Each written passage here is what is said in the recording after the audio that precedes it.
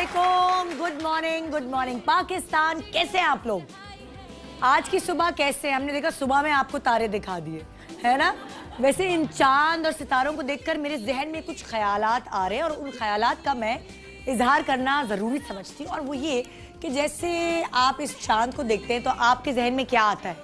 खूबसूरती।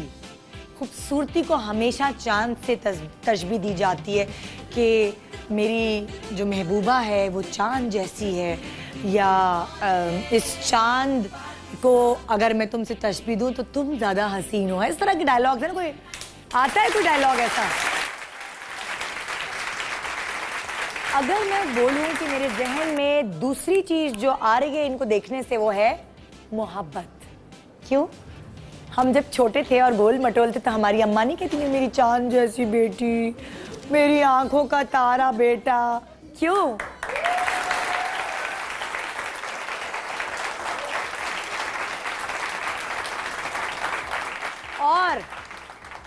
और तीसरी चीज मेरे जहन में जो आती है वो है रोशनी। चांदनी रातें, अंधेरे आसमान पे जब सितारे और सितारे जगमगाते हैं, चांद चमकता है तो हम क्या महसूस करते हैं? रोशनी महसूस करते हैं।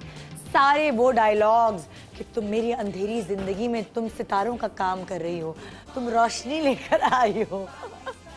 सब जग सोए, वो क्या है? हाँ, सब जग सोए हम जागे, तारों से करे बातें, चांदनी रातें। आया कहना।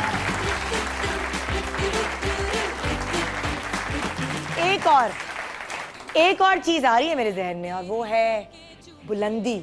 जब भी आपको चांद या सितारों को देखना होता है, आपको अपनी जो आंखें हैं उनको नीचे से ऊपर उठाना होता है और वो आप बुलंदी की तरफ देखते हैं, यूं आंखें नीचते हैं कि चांद तो नजर आ रहा है, तारा ढूंढे, तारा नजर आ जाए। और चांद और सितारे आपको हमेशा बुलंदी पे नजर आते हैं। तो ये जो सारी बातें मैं आज कर रही हूँ, मोहब्बत, रोशनी, खूबसूरती और बुलंदी, इन चारों बातों को अगर आप जमा करके एक साथ रखें तो ये एक ऐसी शख्सियत है जिन पर पूरी फिटन होती है। सोचिए, मैं आपको 3 सेकंड का मौका दे रही हूँ सोचने के लिए। 1, 2, 3। कुछ समझ आया? हमारे पास आज जो सेलिब्रिटी गेस्ट आने वाली हैं उनकी पहचान बुलंदी से हुई। हसीन और खूबसूरत ऐसी हैं कि हाथ लगाओ तो मैली हो जाएं।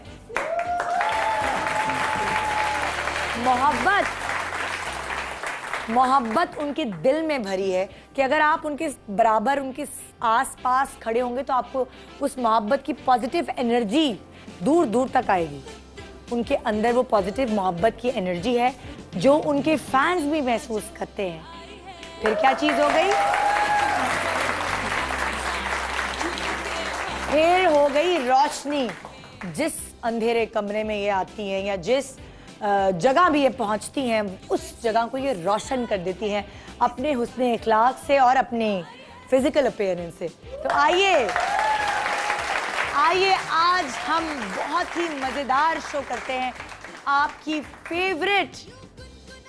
फेवरेट ऐसी हीरोइन जिनको आप कभी भुलाना चाहे भी तो नहीं भुला सकते, क्योंकि वो अपने आप को इस तरह रखती हैं कि आपके जहन में, आपकी मेमोरीज में हमेशा आती रहती हैं। आइए वेलकम करते हैं आपकी फेवरेट स्टार। लेकिन एक छोटे से ब्रेक के बाद बता दूं, तड़पाऊं या बताऊं?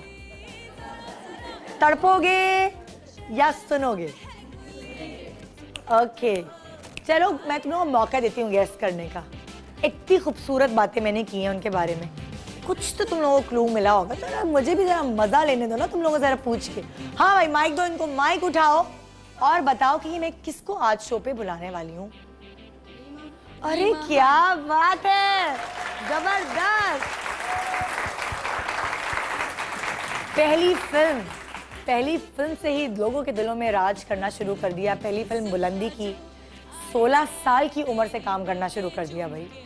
200 से ज्यादा माशाल्लाह फिल्में कर चुकी हैं।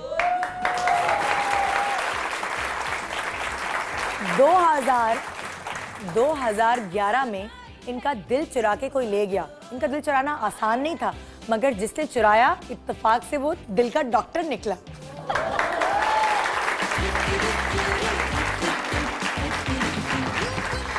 और तो और 2015 में हमें एक बहुत ही खुशी की खबर मिली कि जो चांद और सितारों का जिक्र मैं कर रही हूँ और इन सब की तशबीह रीमा से दे रही हूँ, इनकी गोद में एक नन्हा मुन्ना तारा आ गया।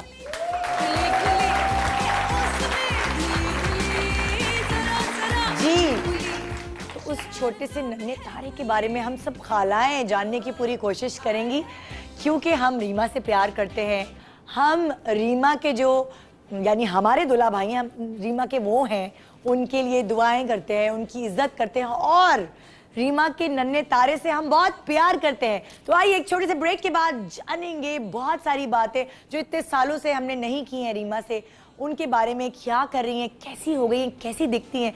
ये सब बातें जानने के लिए आपको सिर्फ यहीं रहना पड़ेगा। Good morning Pakistan.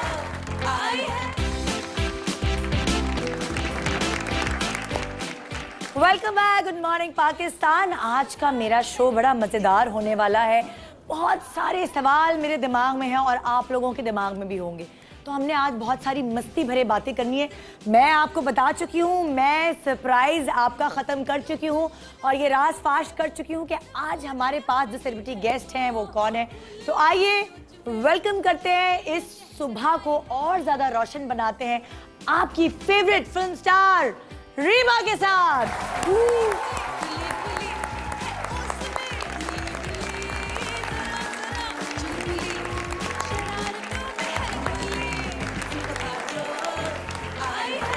आप जरा आए ना भाई, अपने फैंस को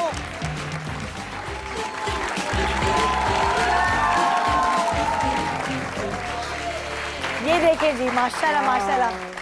मतलब हम लोग सोच रहे थे कि शायद आप इस दफा आएंगी तो जरा वजन वगैरह पुट ऑन किया हुआ होगा और तो थोड़ी आपको देख इतना खुश नहीं भाई, मतलब मेरा बेटे हुए भी तो टाइम हो गया ना। माशाल्लाह आपका बेटा तो अभी कुछ महीने पहले या कुछ साल पहले, एक साल पहले, माशाल्लाह 2 साल का हो गया। अच्छा 2 साल हो गए। यार टाइम का पता नहीं लगता, ये गुजर जाता है। तो आप वैसी की वैसी हो गई हैं। आज बहुत सारी बातें आपसे करनी है। बिल्कुल ठीक है, बिल्कुल ऐसी कैसे हो गई, ठीक है, और ऐसी बचपन से ही है और क्या गिदर सिंगी खाई है कि भाई वक्त के साथ साथ आप और ज्यादा ग्रेसफुल और प्यारी होती जा रही हैं। क्यों भाई, सही कह रही हूँ ना मैं? थैंक यू ये सब आपसे बहुत सारी बातें सुनना चाहते हैं। मैं रीमा जी को बैठा दूं, बैठ के बातें कर ले, क्या ख्याल है आप लोगों? देख लिया नजर भर के? चलिए भैया, सब लोगों का दिल खुश हो गया माशाल्लाह। आइए प्लीज तशरीफ रखिए, प्लीज हैव अ सीट।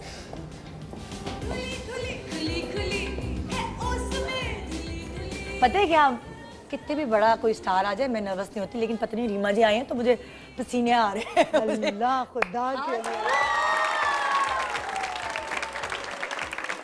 और कितने अरसे बाद दोबारा आप आई हैं पाकिस्तान?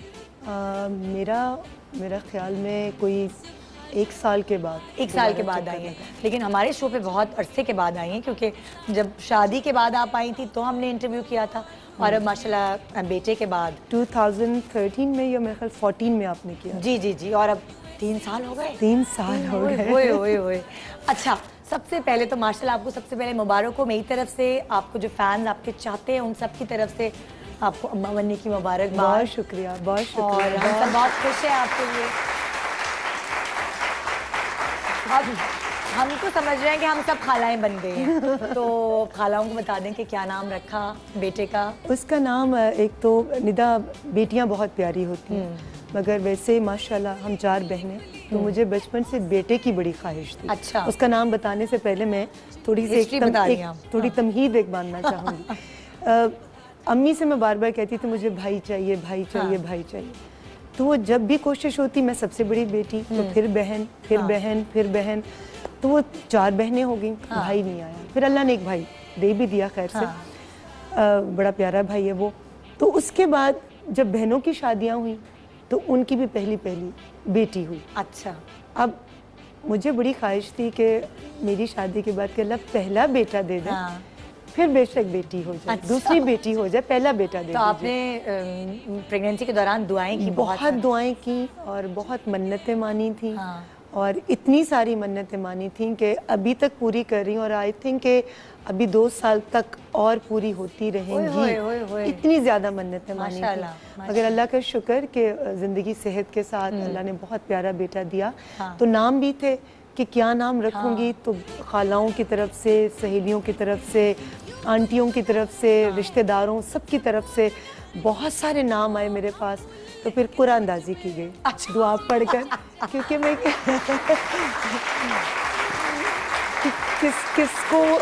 किसी को नाराज नहीं कर सकते थे ना।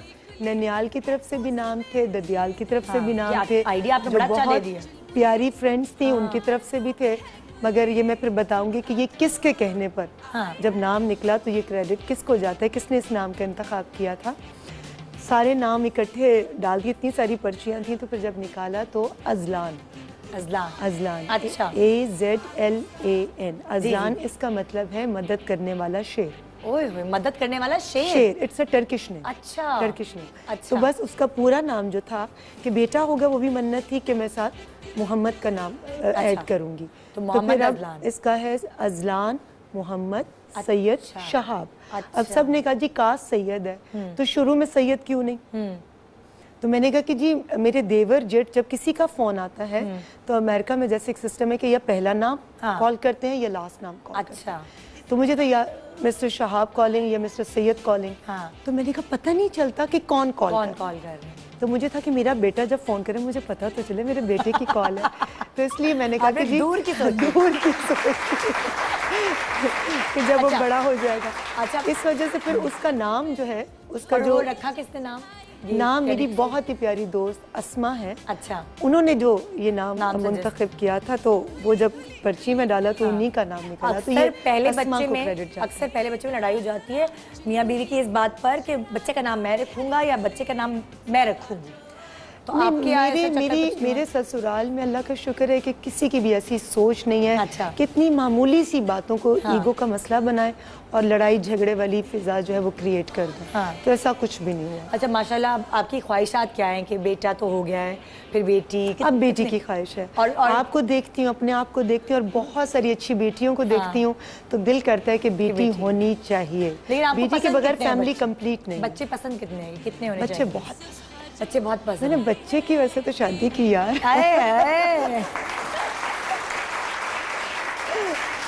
बच्चे बहुत। अच्छा, मतलब लेकिन कितने होने चाहिए? आपको क्या लगता है कि घर में 4 होने चाहिए, 2 होने नहीं? चाहिए? अब चूंकि मेरी शादी भी लेट हुई है, सच बात है, तो अब 4 वाली तो मैं बात नहीं कर सकती, मगर ये कि 2 बच्चे खुशहाल कराना।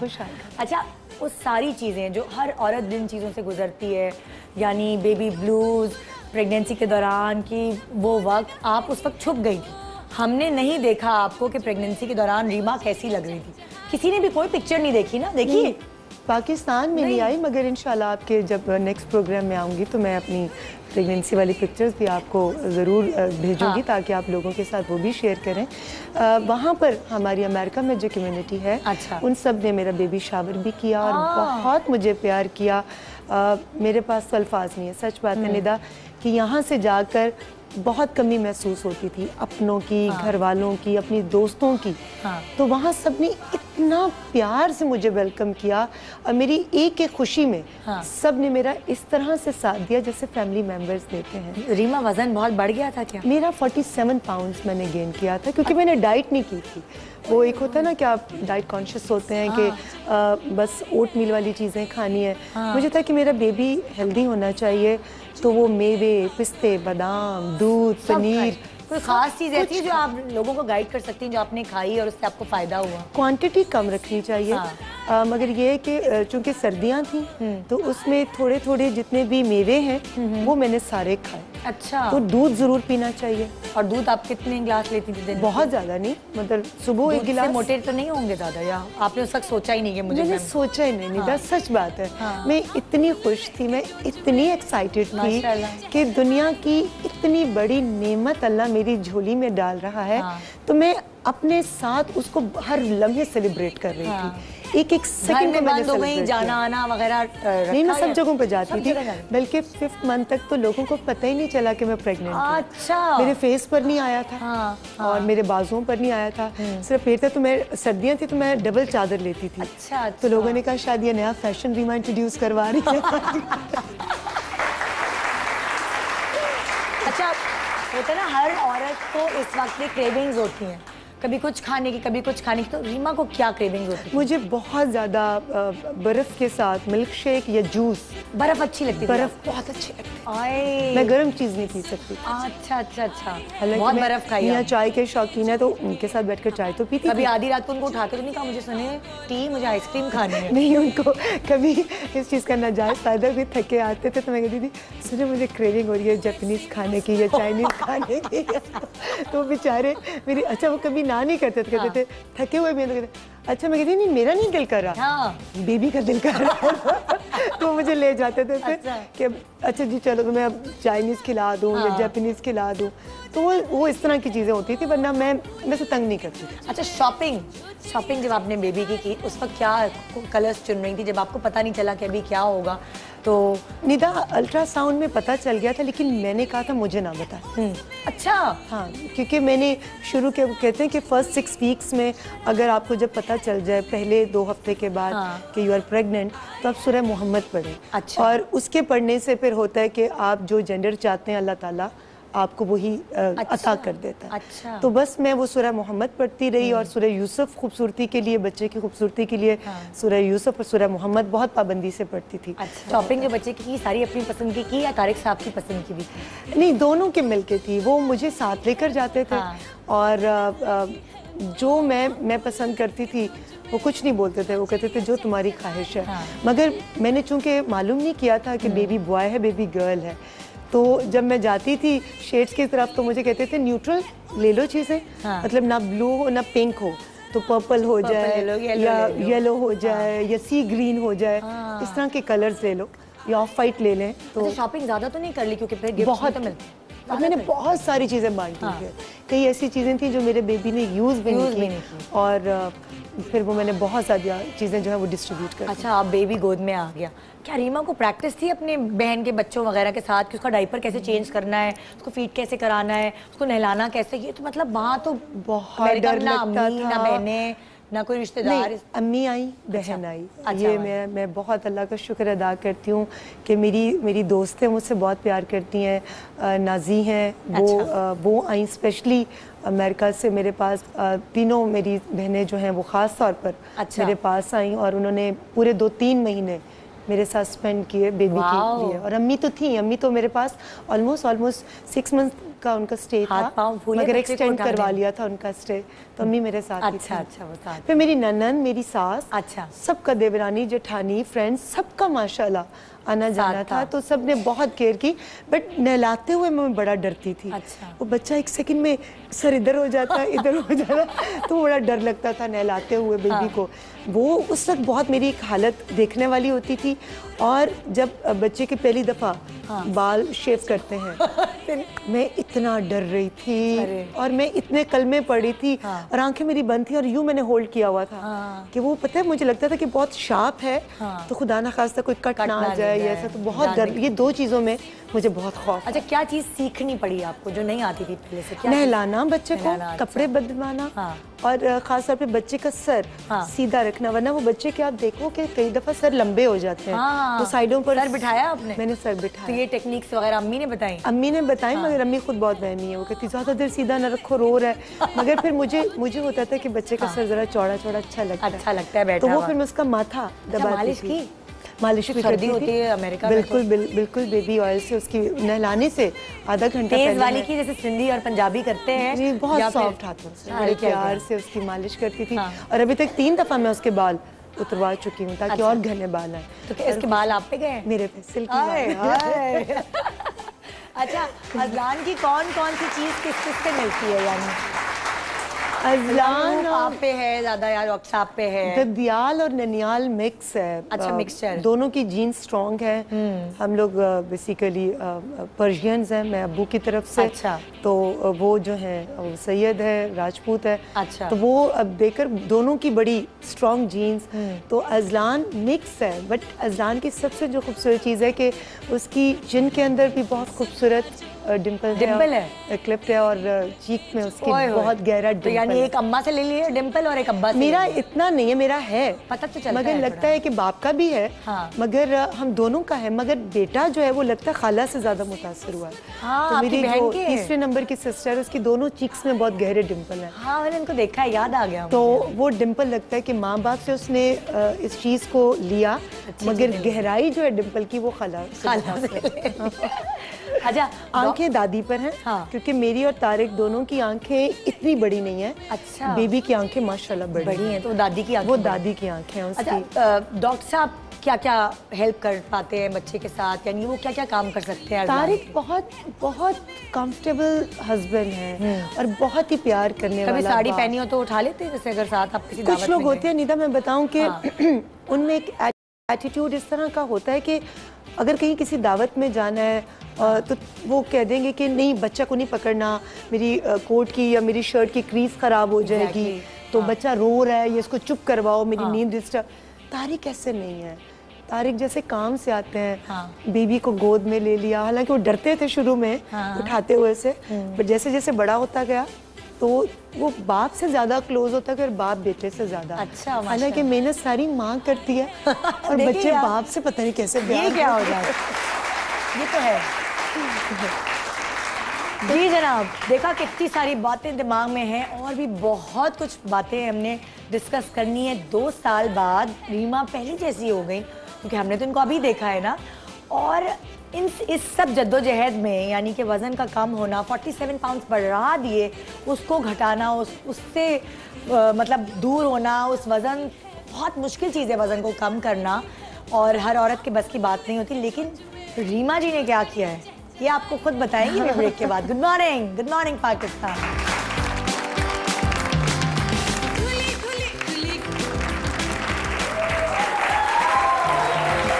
Welcome back, good morning Pakistan. आज की सुबह मज़ीद खूबसूरत बन गई है, मेरी भी और आप लोगों की भी, क्योंकि हमारे पास एक बहुत खूबसूरत चेहरा, बहुत खूबसूरत हसीन सीरत की फिल्म स्टार रीमा जी हमारे साथ यहाँ मौजूद है। बहुत शुक्रिया। और बड़े दिनों बाद, 3 साल बाद हमारे शो है ना। बहुत अच्छा जी रीमा, हम आपका शो इस काबिल है कि वैसे तो सारे मॉर्निंग शोज बहुत अच्छे हैं और सब लोग बहुत अच्छा कंडक्ट कर रहे हैं, मगर आपके साथ एक अंडरस्टैंडिंग भी है और आप जितनी खूबसूरती से सवाल करती हैं और बोलने का मौका भी देती हैं, और सबसे अच्छी बात कि आपकी टीम के और आपके बनाए हुए जो पर्सनालिटी के पैकेजेस होते हैं वो बहुत इंटरेस्टिंग और बहुत अच्छे। रुलाएंगी क्या पगड़ी? मुझे लगता है निदा, इसके पीछे ये नहीं कि आप सामने बैठी हैं, इसके पीछे आई थिंक कि आपकी तरबियत को भी बहुत क्रेडिट जाता है कि आपने कैसे घराने में आंख खोली जहाँ पर रोशनियाँ थी और ग्लैमर था और सब कुछ, के वालिद डायरेक्टर हैं तो आर्टिस्टों का आना जाना घर में, मगर उस ज़िंदगी को देखते हुए आपने उसको अपने दिमाग में सवार नहीं किया। फिर अपने प्रोफेशन को जितना ग्रेसफुली आप लेकर चली हैं, फिर आप अपने घर को जिस तरह से देख रही हैं, तो ये वाकई I think she is also a role model. Thank you, बहुत क्लैप होनी चाहिए। मुझे ये चीज़ पता है, ज़िंदगी में कामयाब होने के लिए ये बहुत ज़रूरी है। किसी के साथ खुदा ना ख्वास्ता कोई ऐसा इंसिडेंस हो जाए तो वो और बात है, लेकिन हम मेजॉरिटी में अगर देखते हैं तो हमें बहुत सारे ऐसे बातें सुनने को मिलती हैं, ऐसे हादसा देखने को मिलते हैं कि जिसमें आप अपने कभी प्रोफेशन की वजह से अपने घर को निगलेक्ट कर देते हैं और कभी अपने घर की वजह से अपने प्रोफेशन को। तो दोनों चीज़ों में बैलेंस करना बहुत मुश्किल है, और उसमें ना सिर्फ बैलेंस बल्कि बहुत अच्छे तरीके से बैलेंस करना, उसके लिए बहुत क्लैप होनी चाहिए। And I think This is the secret of your success. बहुत शुक्रिया आपका, बहुत शुक्रिया। वो कहते हैं ना 1.5 किलो 2 किलो खून मेरा इस साल के लिए तो बढ़ गया है ना, मतलब अब फिर देखो निदा, हम लोग शायद एक लोगों के लिए वैसी मिसाल बनना चाहते हैं कि लोग जब टेलीविजन पर आते हैं तो वो अपने बच्चों का जिक्र नहीं करते हैं। हाँ। वो अपने हस्बैंड का जिक्र नहीं करते और खास तौर पे छुपाती है ना, वो कहते हैं ये सवाल नहीं करना, मियां के बच्चे की बात नहीं करना, कितने बच्चे हैं, क्या है? रियली ये तो गलत बात है, ये तो आपकी इज्जत है, ये तो आपकी पहचान है, ये तो आपके लिए फख्र की चीज़ है। बिल्कुल। आप ये लोगों से शेयर करते हैं तो आपको पता नहीं कितने लोगों को मोटिवेशन मिलती है कि नहीं अच्छा ये अगर इतनी खुश है अपनी लाइफ में, इनके मियाँ ऐसे हैं, कई खावन सीखते हैं, कई बेगमात सीखती हैं कि हमें फ्लेक्सिबल होना चाहिए, हमें लड़ाई झगड़ा नहीं करना चाहिए, हमें शक नहीं करना चाहिए। हालांकि मियाँ मौका दें भी, इसके बावजूद मैं कहती हूँ कि शक को कभी अपने रिलेशन में नहीं लाना चाहिए। अच्छा, आप में कितनी चेंजेस आई हैं अजलान के पैदा होने के बाद? क्या आपको लगता है कि एक मेरे अंदर एक ये बहुत बड़ा चेंज आया? बहुत ज़्यादा, और कॉन्फिडेंस आ गया, ज़्यादा कॉन्फिडेंस कि मैं एक बेटे की माँ बन गई हूँ। ऑनेस्टली इज्जत तो पहले भी थी ससुराल में, लेकिन अच्छा अभी 2 साल का है ना औरत कंप्लीट हो जाती है। बिल्कुल। आप देखें ना, आप लड़की होते हो, कहते हैं शादी के बाद आप औरत बनती हैं, लेकिन जब आप माँ बनते हैं फिर आपके कदमों तले जन्नत आ जाती है। ये कितनी बड़ी सादत है। तो ये फ्लेवर जिंदगी में जो अल्लाह ताला ने मुझे अता किया है, मैं तो जितने सजदे करूँ कम है, क्योंकि निदा ग्लैमर को छोड़कर एक पर्सनल लाइफ में एडजस्ट करना और फिर एक ऐसे लोगों में जिनका शोबिज़ से दूर दूर का ताल्लुक ना हो, उनमें उनके दिलों में अपने लिए जगह बनाना और उनके दिल जीतना ये बहुत मुश्किल होता है, अपनी जात की नफी करना। अजलान के लिए कितनी रातें जागना पड़ा आपको? जगाता था रातों को? बहुत जागती थी। तो फिर हल्के वल्के पड़े तो क्या किया? हल्के कम पड़ते हैं मुझे, वैसे पता नहीं, कोई गॉड गिफ्टेड है, वाह भाई जबरदस्त, ये कोई अल्लाह की रहमत है। हल्के नहीं इतने पड़े, मगर वही बात कि मैं किसी भी मुश्किल को मुश्किल नहीं समझती। तो कहते हैं ना, जब तक इंसान अपने आप से ना हार जाए तब तक वो कभी हार नहीं सकता। दुनिया की कोई ताकत उसको हरा नहीं सकती। मेरे ख्याल में फितरत में नहीं है हार मानना या किसी भी तकलीफ को दिमाग पे सवार कर लेना।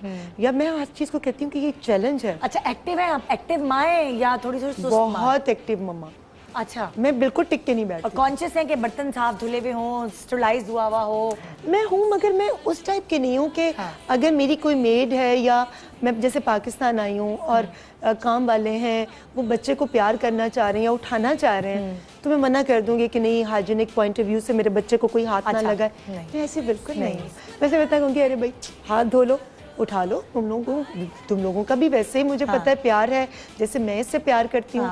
तो वो जो मेरे घर में इतने अरसे से काम करने वाले हैं वो सब उसको उठाते हैं। अब अज़लान सबके फेवरेट है। पहनाने उड़ाने का शौक है, क्योंकि लड़कियों को तो ना पोनियां बांधने, लड़कों को क्या करें, चश्मा लगा दे, टोपी पहना दे। नहीं, मैं बड़ी बहुत अटेंशन देने वाली माँ हूँ। अच्छा। और मैं पूरी तवज्जो देती हूँ और मैं हर सेकंड डे उसको शावर देती हूँ। अच्छा। और उसको प्रॉपर क्रीम लगाना, उसके नेल काटना, उसके कान साफ करना और उसके पाँव के, स्पेशली जब आप जॉगर्स बच्चों को पहनाते हैं तो ये कि उसके जो फ्रंट के नाखून है वो दब ना जाए। अच्छा। तो मैं रात सोने से पहले उसके अच्छी तरह नेल्स की, उसके पाँव का मसाज करती हूँ, उसकी पिंडियों का मसाज करती हूँ। अभी भी 2 साल तक? क्योंकि तारिक भी आराम से नहीं बैठने वाले और मैं भी नहीं, तो हम दोनों का बच्चा कितना हाइपर होगा।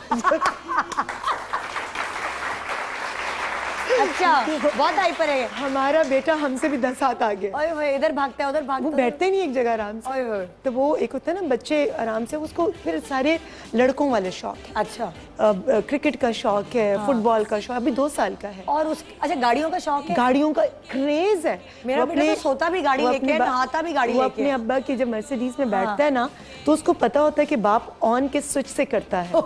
तो वो जाकर बैठेगा बाबा, और वो उसी स्विच को ऑन करता है। आपको क्या कहता है? जब तारिक कहते हैं ना, देखा डॉक्टर का बेटा, तो मैं कहती हूँ देखा डायरेक्टर का बेटा।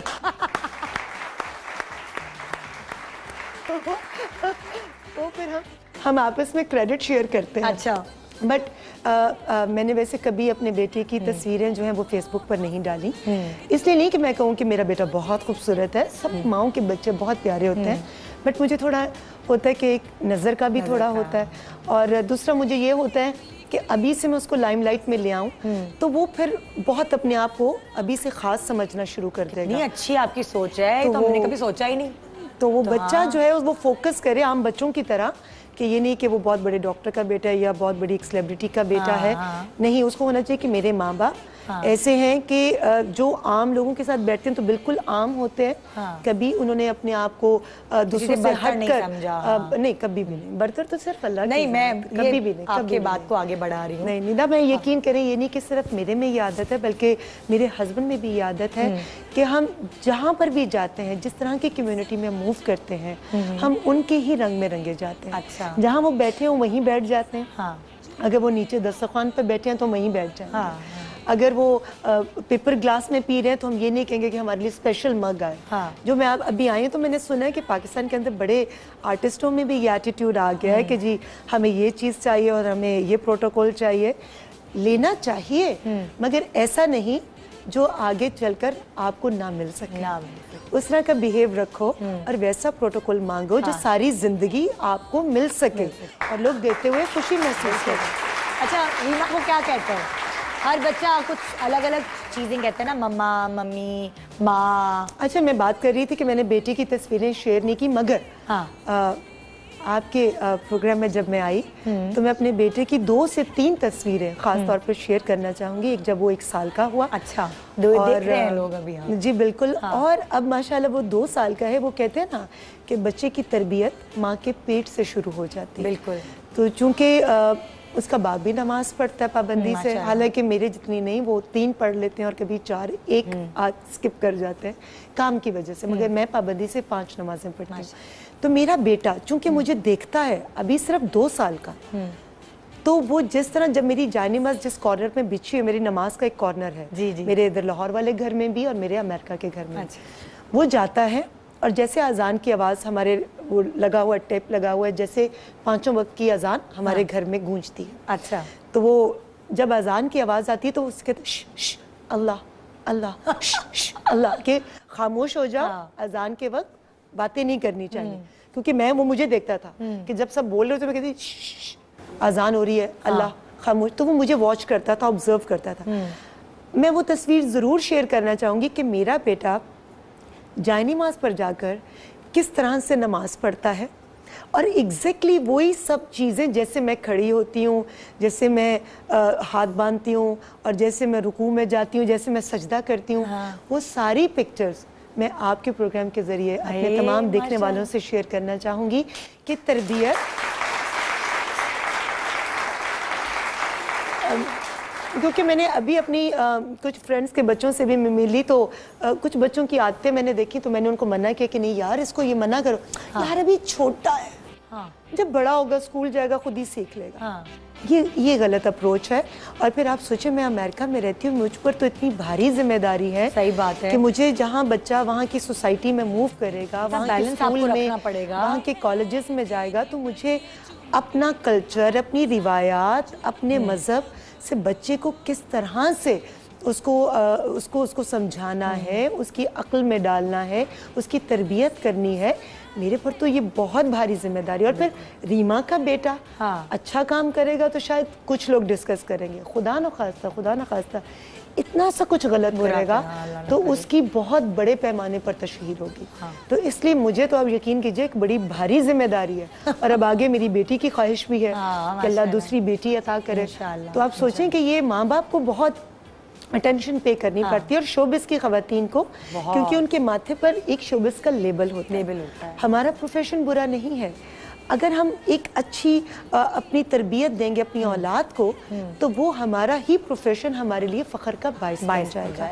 वो तरबियत के हवाले से वो हमारी अपनी किसी भी परफॉर्मेंस के हवाले से हो। आप एक चीज़ को डिग्निटी, ग्रेस के साथ लेकर चलते हैं तो फिर किसी को जरूरत नहीं होती आपकी ज़ात पर या आपके प्रोफेशन पर उंगली उठाने के। अच्छा रीमा, कभी कभार बोर हो जाती हैं, इतनी आदत है काम करने की तो बोर हो जाती है। अमेरिका में कभी सोचा कि चलो मैं छोटा मोटा कुछ काम कर लेती हूँ, बिजनेस कर लेती हूँ? या बड़े लोगों ने मोटिवेट किया कि आप इतने टॉप स्टाइलिस्ट जो हैं जिनके साथ आपने काम किया, जिनका दुनिया में नाम है, ना सिर्फ पाकिस्तान के अंदर, बाहर भी जितनी भी मैंने मल्टी नेशनल कंपनीज़ के कमर्शियल्स किए, तो ज़्यादातर मैंने बाहर के डायरेक्टर्स के साथ किया, और पाकिस्तान में मैंने आसिम रज़ा के साथ, साकिब मलिक के साथ, फारूक मनान के साथ और बहुत सारे डायरेक्टर्स के साथ काम किया, जो बहुत वेल नोन, और आई थिंक अपनी ज़ात के अंदर खुद एक इंस्टीट्यूशन है, तो बहुत सीखने का मौका मिला। तो दुनिया के जो ब्यूटिशियंस के साथ मुझे जब मेरा मेकअप किया जाता था तो मैं बहुत कुछ सीखती थी कि ये लोग कंटूरिंग कैसे करते हैं, ये लोग ब्लश कैसे लगाते हैं, लैश कैसे लगाते हैं। और फिर आप यकीन करो निदा कि सबसे जो अच्छी चीज़ थी कि आपको अपना चेहरा भारी नहीं लगता था, वरना कई दफ़ा आप मेकअप करवाते हैं तो आपकी आंखों पर इतने शेड्स लगा दिए जाते हैं कि आपको पलकें उठाना मुश्किल लगता है। तो आप उन्होंने कहा कि आप मेकअप शुरू कर दें, उन्होंने कहा कि आप मेकअप आर्टिस्ट के तौर पर आप अपना सैलून खोलें, आप ये करें, या आप अपने नाम से कोई कुर्ता लाइन इंट्रोड्यूस करवा दीजिए, या आप लोगों को ग्रूम करने का एक इंस्टीट्यूशन खोलें कि जिसमें लोग अपने ऊपर तवज्जो दें। वरना क्या होता है कि बेबी के बाद या बच्चों के बाद लोग समझते हैं कि बस अब हमारी ज़िंदगी ख़त्म हो गई, खाते जाओ मोटे होते जाओ, खाते जाओ मोटे होते जाओ। ऐसा नहीं होना चाहिए। फिर आप गिला करते मियाँ देखता नहीं है। अरे भाई मियाँ दूसरी को क्यों देखता है? दर हकीकत तो आप खुद मौका दे रहे होते हैं। बिल्कुल, वो खूबसूरती देखना चाहता है, वो वैसी ही अपनी बीवी को देखना चाहता है जैसा वो ब्याह कर लाया था। अगर बच्चों के बाद आप थोड़ा फैट हो गए हैं या वेट गेन कर लिया है, तो अब तो बहुत सारी ऐसी चीज़ें हैं, जैसे डाइट बाय डिज़ाइन एक बहुत अच्छा इदारा है। जो आप उसको अगर ज्वाइन कर लें तो वो वीकली बेसिस पर आपका वेट लूज कर देते हैं। तो आपको बहुत ज़्यादा गाइड भी करते हैं लोग, आपको गाइडेंस मिल जाती है, पे आपको इतनी चीज़ें मिल जाती हैं। तो मेकअप के हवाले से हो, आपकी हेल्थ के हवाले से हो, आपके वेट के हवाले से हो, अब तो बहुत सारी चीज़ें हैं। बल्कि मैंने ये भी चीज़ें पूछती हैं कि अजलान के होने के बाद आपने कोई ताकत की चीज़ें खाई या फ़ौरन से डाइटिंग शुरू कर दी? नहीं, मैंने बिल्कुल फ़ौरन डाइट नहीं की। मैं अपने बेबी को अपना फीड करवा रही थी, तो मुझे था कि मैं जो खा रही हूँ वो ताकत मेरे बच्चे को जाएगी। तो इस वजह से मेरी सास ने वो जो 18 किस्म के मेवों की एक पंजीरी बनती है बड़े से जार में, मैंने ऑलमोस्ट 1.5 से 2 माह वो खाई। और खूब टिका कर खाई। और अम्मी मेरी कीमा जो है देसी घी में अम्मी कीमा भून कर देती थी, वो मैं खाती थी। क्वांटिटी कम होती थी मगर मैं खाती सब कुछ थी। उसी का नतीजा निदा के बाल देख लें आप, माशाल्लाह, स्किन, बाल, और फिर आपकी बोन्स में ताकत है, आपके मसल्स वीक हो जाते हैं। जो आप डाइट करते हैं आप स्मार्ट तो हो जाते हैं, मगर आपके चेहरे पे वो रौनक नहीं रह जाती। आप थोड़ा सा वॉक करते हैं या कोई काम करते हैं तो आपको लगता है बहुत थक गए हैं, गर्दन नहीं उठ रही, आप ब्लेम करते हैं पिलो ठीक नहीं था या बिस्तर में नींद पूरी नहीं हुई।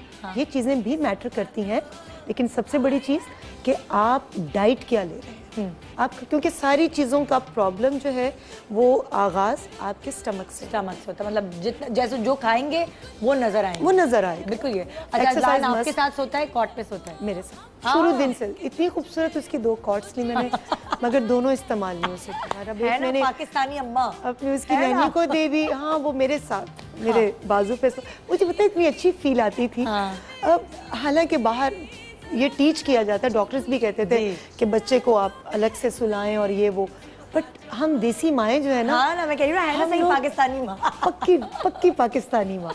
अमेरिका चली गई हूँ मगर बड़ी पेट्रियाटिक हूँ। अच्छा, अपनी रिवायात, अपने खाने, अपना लिबास, बल्कि जी आपके प्रोग्राम के जरिए मैं एक मैसेज देना चाहूँगी जो मेरे वहाँ पर अमेरिका में रहने वाले तमाम लोगों ने कहा है कि जो पाकिस्तान के अंदर शोज़ होते हैं या अवार्ड्स होते हैं उसमें हम बाहर के कल्चर को क्यों अडॉप्ट करते हैं।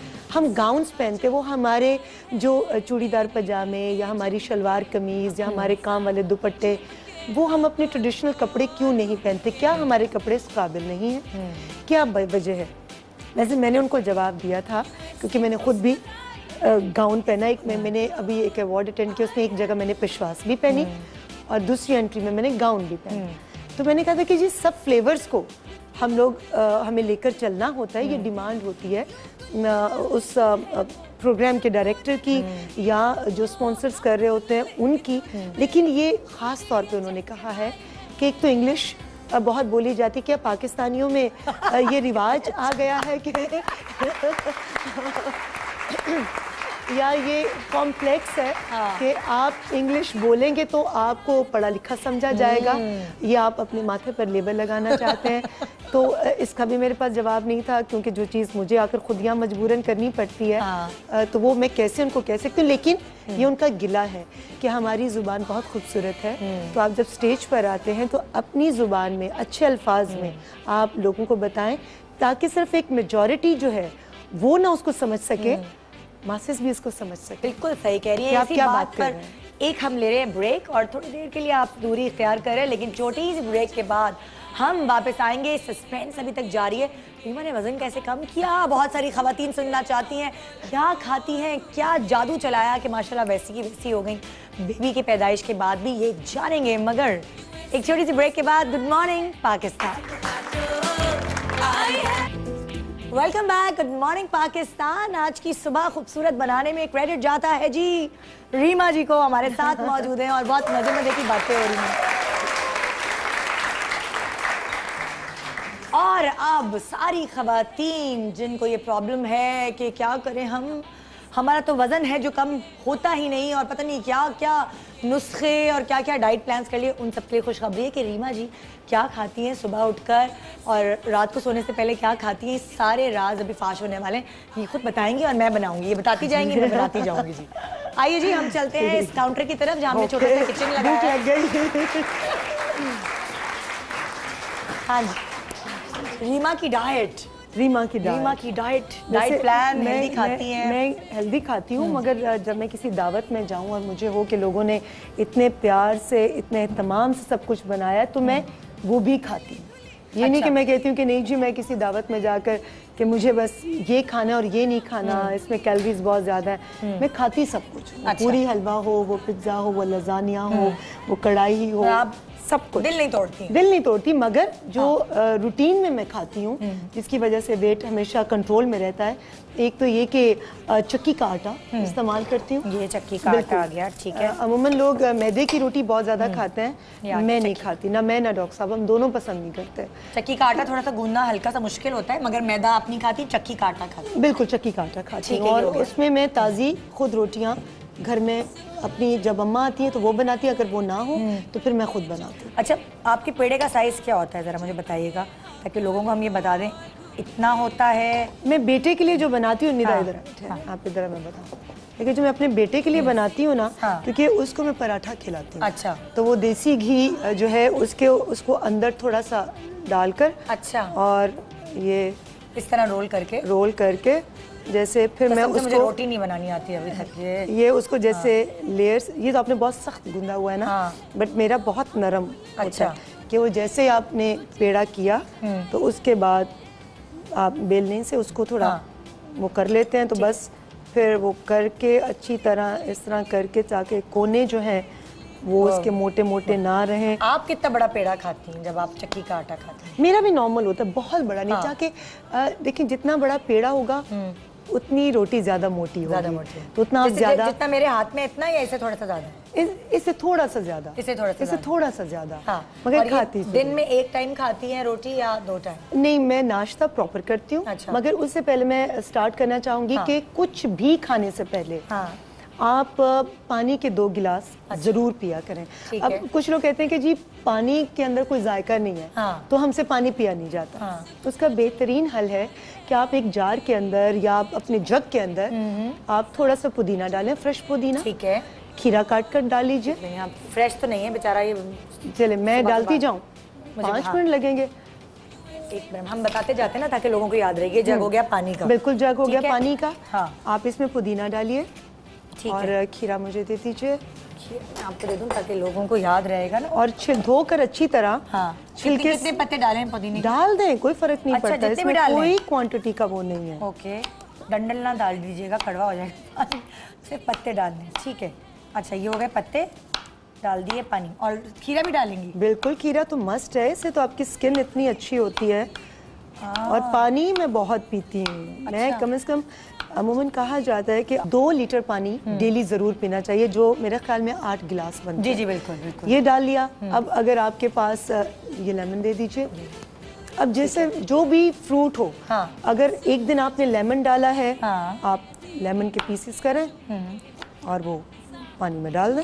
मतलब छिलके समेत? छिलके समेत, बिल्कुल, बीज और छिलके समेत। ठीक है, पूरा एक लेमन डाल दीजिए। अच्छा। फिर अभी जैसे मौसमी का मौसम था, किनू का मौसम था, वो आप किनू बीच में डाल दें। इसमें डाल? इसी में नहीं, मैं डेली की बात कर रही हूं। इसमें नहीं डाल? इसमें भी डाल सकते हैं, इसमें भी डाल सकते हैं, मैं तो डालती हूँ। अच्छा। और अगर एक दिन मैंने 2 दिन पानी में किनू डाला है तो तीसरे दिन ये सब चीजें होंगी, पुदीना भी होगा, लेमन भी होगा, खीरा भी होगा। दूसरे तीसरे दिन मैं सेब काट के डाल दूंगी। अच्छा। फिर मैं स्ट्रॉबेरीज काट के डाल दूंगी पानी के अंदर? पानी के अंदर। और ये 1 बोतल पानी में होता है सब? एक कम से कम 2 लीटर पानी जो आपने शाम तक खत्म करना है, वो खत्म होता जाए, आप उसमें और डाल दें। अच्छा। आप उसमें और डाल दें। एक तो ये कि आपका टेस्ट आपको मिल जाएगा, जैसे आप कोई जूस पी रहे हैं। आप ये छिलके के साथ डाल रही हैं? छिलके के साथ धोकर अच्छी तरह, छिलके के साथ। अब सारा दिन मैं ये पीती रहती हूँ आते, और कुछ भी खाने से 10 मिनट पहले 2 गिलास पानी, और रूम टेम्परेचर। मैं ठंडा नहीं पीती। जो 2 लीटर है वो आप इसके पीती हैं, और जो नॉर्मल पानी है वो कितना पीती हैं फिर? ये नॉर्मल ही है।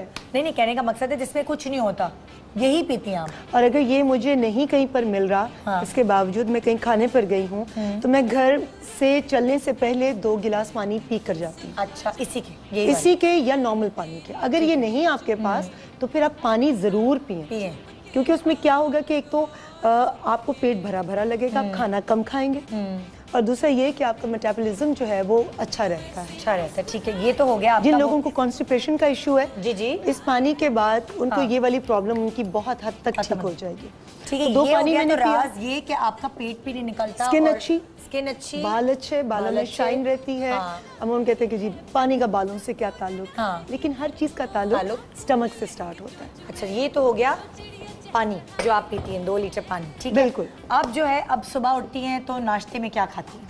नाश्ते में देखिए डिपेंड करता है कि वहाँ जैसे 4 मौसम हैं, तो हर मौसम की अपनी खूबसूरती है, अपने फल हैं, अपनी मज़े मज़े की चीज़ें हैं। अब यूजुअली जो तारिक नाश्ता करते हैं या मैं, उनके तो कॉर्नफ्लेक्स एक होता है। अच्छा। जिसमें वहाँ पर एक ख़ास मिलता है, जिसमें हर तरह के ओटमील थोड़े थोड़े वो मिक्स करके दिखा दीजिए। समझे कि ये बहुत ज़्यादा है।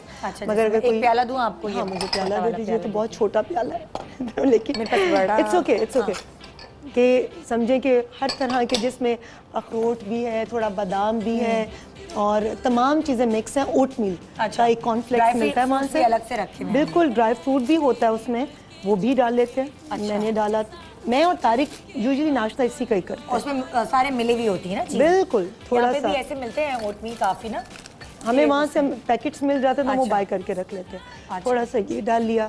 तो नाश्ता आपका अखरोट ओटमील से होता है? ओटमील से। अच्छा, डिपेंड करता है। 5 दिन तो हमारा ये होता है। अपनी सेहत का बहुत ख्याल रखते हैं कि खाने पीने का, कि मोटे ना हो? वो तो कार्डियोलॉजिस्ट हैं, वो तो सख्ती से मना करते हैं कि औरत हो या मर्द हो, किसी का पेट नहीं बढ़ना चाहिए। वो तो इस चीज़ के बहुत सख्त खिलाफ है। बस ये आप समझे कि इसमें, अच्छा, अमूमन कुछ लोग कहते हैं कि सिर्फ स्किम मिल्क डालना है। मैं और तारिक ऐसा नहीं करते। अगर हमने वहाँ 1% मिल्क भी मिलता है, जी, तो अगर आप 1% मिल्क डालते हो, उसमें फैट कम होता है मगर प्रोटीन होती है। ठीक है। तो या आपके पास अगर वो नहीं है तो आप आधा स्किम डाल लीजिए, और आधा जो है वो रेगुलर दूध डालकर तो उसको मिक्स करके पिए, क्योंकि आपकी बॉडी को फैट भी चाहिए, आपके मसल्स को भी चाहिए। बिल्कुल स्किम मिल्क नहीं, बिल्कुल नहीं। मैं नहीं करती, तारिक नहीं करता। अच्छा, तो ये हमने नाश्ता कर लिया। ठीक है। उसके थोड़ी देर बाद मैंने कोई फल खा लिया। फल कौन सा वाला? कुछ भी, जो भी सीजन का फ्रूट है, कुछ भी। सेब खा लिया, अच्छा, केला खा लिया, एक आध, मगर एक ये नहीं कि 4 एक साथ, 4 5 खा रहे हैं। वैसे आम का सीजन आ रहा है, बट ये मैं खुद नहीं। 12 बजे तक आपने फल, एक आध फल खा लिया, के बाद फल। बिल्कुल। फिर लंच क्या करती? लंच में क्या करती हूँ कि दोपहर के वक्त मैं, अगर कुछ भूख लग रही, चलते फिरते कोई एक आध ओटमील का बिस्किट रख लिया। अच्छा। लेकिन ये कि दही खा ली मैंने, दही के बीच में थोड़ा सेब काट कर डाला और दही खा ली। दही खा ली, उसके बाद मैं सैलेड बना लेती हूँ, पूरा सैलेड का एक बॉल। बहुत दही के बीच में जो आप सेब डालती हैं वो हरे वाले सेब होते हैं या लाल वाले? नहीं, मैं हरा नहीं खाती, क्योंकि उसमें खटास बहुत होती है, तो मेरा गला खराब हो जाए। तो मैं ज्यादातर सुर्ख वाले जो होते हैं, ठीक है, वो वाले सेब, वो वाले खाती हूँ। दही के बीच में जो आप लंच करती हैं? नहीं, ये लंच नहीं है, ये स्नैक है। ये स्नैक ही आप समझ लो, मगर लंच जो है मैं प्रॉपर जो एक सैलेड प्लेट बनाती हूँ अपनी, जिसमें मैं सारे फ्रूट्स थोड़े थोड़े डालकर, और उसमें ब्रोकली, अच्छा, गाजर, मटर, और हो रही ना वहाँ पे। बिल्कुल, तो बता देती हूँ। हाँ, क्योंकि बंद गोभी का सैलेड जो मिलता है पत्ता, हाँ। वो काटा, ब्रोकली डाली और थोड़ा सा गाजर काट डाली, मटर डाले, जो सब्जी आपको पसंद है उसमें डालकर थोड़ा फ्रूट डाला। और कुछ लोग ड्रेसिंग वहाँ से तो डाइट वाली लाइट ड्रेसिंग्स मिल जाती हैं, अगर वो नहीं आपके पास तो आप दही डाल लो। दही डालकर तो उसका मजे का टेस्ट बन जाता है, तो वो उससे इतना आपको फील होता है कि बहुत पेट भर गया। अच्छा, तो मेरा लंच ज्यादातर ऐसा ही होता है। अच्छा, और कभी दिल चाहे कि रोटी या पाए का दिल चाह रहा हो खाने का? रात दोपहर को तो मैं बिल्कुल रोटी नहीं खाती, मैं झूठ नहीं बोलूंगी, मैं दोपहर को नहीं खाती। अच्छा। क्योंकि तारिक शाम को आते हैं तो मैं खाना फिर एक वक्त का होता है हमारा इकट्ठे। तो फिर मैं दोपहर का खाना स्किप कर जाती हूँ, इस तरह से अपना पेट भर लेती हूँ। प्रॉपर खाना उनके साथ रात को मैं खाती हूँ। अच्छा, तो वो जो रोटी है दोपहर वाली, जो अक्सर लोग दोपहर को खा रहे होते हैं, आप रात को? मैं रात को खाती हूँ। हमारा डिनर भी अर्ली होता है, 7:30-8 बजे के करीब। अच्छा, बिफोर 9 जल्दी खा लेती हैं आप? बिफोर 9। अच्छा, शाम का नाश्ता रह गया बीच में, जो आप लंच और खाने के दौरान क्या वो दही वाली चीज खाती हैं? नहीं, फिर शाम को जब तारिक आते हैं तो हमारे कुछ अच्छे मजेदार बिस्किट्स होते हैं और कुछ मेवे रखे होते हैं जिसको हम मंचिंग करते हैं चाय के साथ। अच्छा, वो उसका बड़ा इत्तेमाम मैं करती हूँ। शाम की चाय हमने इकट्ठे बैठकर पीनी जब वो ऑफिस से आते हैं। फिर थोड़ी देर वो टेलीविजन देखेंगे, बेबी के साथ खेलेंगे, या बाहर में हम दोनों गए और लॉन में जाकर देखा, पानी वानी डाला, या एक पूरे अपने हमारी जो काउंटी है उसका एक चक्कर वक्कर लगाया, वापस आकर नमाज मगरिब की पढ़ी और फिर मैं खाने की तैयारी शुरू कर देती हूँ। तो फिर हम खाना इकट्ठे खाते हैं और खाने में भी 1 से 1.5 रोटी। क्या जैसे रोटी हो गई, हर तरह की दाल मस्त होनी चाहिए डेली। दाल हो गई मस्ट, ये तो ठीक है, दाल होनी खाने में हमारे अगर चिकन है या मीट है तो उसके साथ साथ हमारा कोई सब्जी या दाल, एक आध चीज सब्जी या दाल एक आध चीज मस्ट होनी चाहिए। ठीक है। खाना प्रॉपर हम खाते हैं। सब्जी या दाल तो होती है, और मीट जो है वो रोज लेते हैं आप लोग या नहीं? हम लोग हफ्ते में जो खाना खाते हैं कि गोश्त कितना आपको खाना चाहिए, तो वो मैं ज़रा थोड़ी चिकन वाली बंदी हूँ, तो मैं थोड़ा गोश्त को अवॉइड करती हूँ। अच्छा। तो वो तारिक के लिए फिर ख़ास तौर पे कभी हफ्ते में एक दफ़ा बीफ भी बनता है उनके लिए, और एक दफ़ा जो है वो मटन भी बन जाता है उनके लिए। मैं थोड़ा बहुत चख लेती हूँ, मगर फिश की शौकीन है? मैं फिश शौक से खाती हूँ, श्रिम्प्स शौक से बनाती हूँ, और चिकन तो वो हम मिक्स करते हैं। मगर सैटरडे संडे हम लोग फुल एंजॉय करते हैं। अच्छा, मतलब फिर छुट्टी होती है? छुट्टी होती है, बिल्कुल। उसमें हम पूरा जो दिल करता है वो खाते हैं। उसमें ये ओटमील या ये वाली चीजें बिल्कुल नहीं होती। 5 दिन जो है वो ये डाइट चल रहा है। डाइट नहीं कह सकते, ये हेल्दी खाना होता है। मगर सैटरडे को हमने पराठा, चना तड़का लगा हुआ और ऑमलेट चीज के साथ, ये हम मस्ट खाते हैं और बहुत दिल से खाते हैं। क्या बात है। तो ये है रीमा जी की डाइट प्लान। अच्छा, इसकी वजह से, हेल्दी खाने की वजह से आपने कितने दिनों में लूज किया वेट? बहुत जल्दी। आप हफ्ते में खुद नोट कीजिएगा कि आपका वेट जो है वो बहुत जल्दी कम होगा। नहीं तो अगर मैं आपसे ये पूछूंगी, जब आपका वेट बढ़ा हुआ था तो थोड़ा सा डिप्रेशन फील हुआ कि मैं कैसे कम करूंगी? थोड़ा नहीं, मैंने एक्सरसाइज भी साथ साथ। अच्छा निदा, आप अपनी बॉडी को टोन कैसे करते हैं उसके लिए जरूरी है कि आप वॉक भी करें और एक्सरसाइज भी करें। तो मैंने दोनों चीजें की। अच्छा, दोनों चीजें। आए तशरीफ रखें। सब चीजें का बैलेंस बहुत जरूरी है।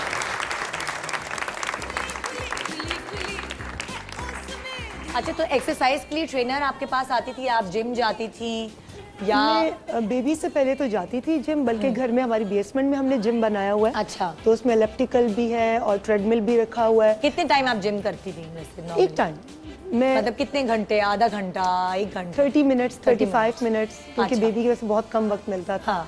मगर अब जाकर, अब बड़ा हो गया माशाल्लाह, तो अब प्रॉपर जिम ज्वाइन करूंगी मैं। अच्छा, और अभी जब बेबी हुआ है तब से लेकर अब तक जो है वो आप घर में ही एक्सरसाइज करती? घर में करती थी, और हमारा घर इतनी खूबसूरत जगह पर है कि मैं बाहर निकलकर शाम के वक्त थोड़ी वॉक एंड जॉग मिक्स, उसमें बहुत जल्दी आपका वेट रिड्यूस। बेबी होने के बाद पाकिस्तान की कौन सी चीज को बहुत मिस करती हैं?